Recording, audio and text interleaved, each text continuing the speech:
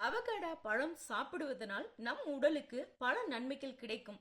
அதில் கார்போஹைட்ரேட், விட்டமின்கள், மினரல்கள், நல்ல கொழுப்புகள் போன்ற பல ஊட்டச்சத்துக்கள் உள்ளன. இருந்தாலும் அதன் மூலம் சில பக்க விளைவுகளும் உண்டாவதுண்டு. அது என்னென்ன அப்படிங்கறத பத்தி தான் நாம் இந்த வீடியோல பார்க்க போறோம். ஹை ஹலோ ஃப்ரெண்ட்ஸ், வணக்கம் and welcome to Thenmitta YouTube channel. Migraine, ஒற்றை தலைவலி. மைக்ரேன் அப்படின்னு சொல்ற ஒற்றை தலைவலி உள்ளவர்கள் அவகடா பழம் சாப்பிட்டால் அவர்களுக்கு தலைவலி மேலும் அதிகரிக்க கூடும். கூடவே வாந்தி, குமட்டல் மற்றும் ஒளி உணர்திறனில் சென்சிட்டிவிட்டி போன்ற கோளாறுகளும் உண்டாகும்.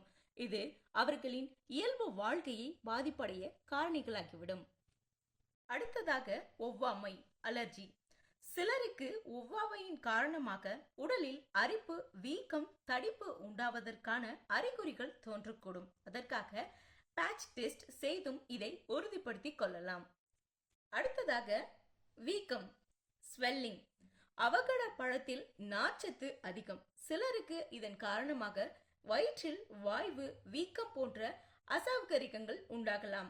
சென்சிட்டிவிட்டி, செரிமான இயல்புடையவர்கள் இந்த பழம் சாப்பிடும்போது கவனமுடன் இருப்பது அவசியம். எடை அதிகரிப்பு. அவகடா பழத்தில் ஊட்டச்சத்துக்கள் அதிகம் உள்ளது போல கலோரியின் அளவும் அதிகம். இப்பழத்தை அதிகளவு உட்கொள்ளுதல் உடல் எடையை அதிகரிக்க செய்யும். எனவே மற்ற ஊட்டச்சத்துக்கள் உடைய சரிவிகித உணவுடன் குறைந்த அளவு அவகடா சேர்த்துக் கொள்வது ஆரோக்கியம் தரும். மூச்சு திணறல். லேட்டெக்ஸ் அலர்ஜி உள்ளவர்கள் அவகடா பழம் சாப்பிட்டால் குறுக்கு எதிர்வினை ஏற்பட்டு உடலில் எரிச்சல், வீக்கம் அல்லது மூச்சு விடுவதில் சிரமம் ஏற்படவும் வாய்ப்பு உண்டாகும். மருத்துவ சிகிச்சையில் குறுக்கீடு. அவகடா பழத்தில் விட்டமின் கே உள்ளது.